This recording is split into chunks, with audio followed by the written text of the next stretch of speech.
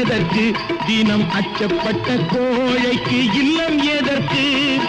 அடிமையின் உடம்பில் ரத்தம் எதற்கு தினம் அச்சப்பட்ட கோழைக்கு இல்லம் எதற்கு கொடுமையை கண்டு கண்டு பயம் எதற்கு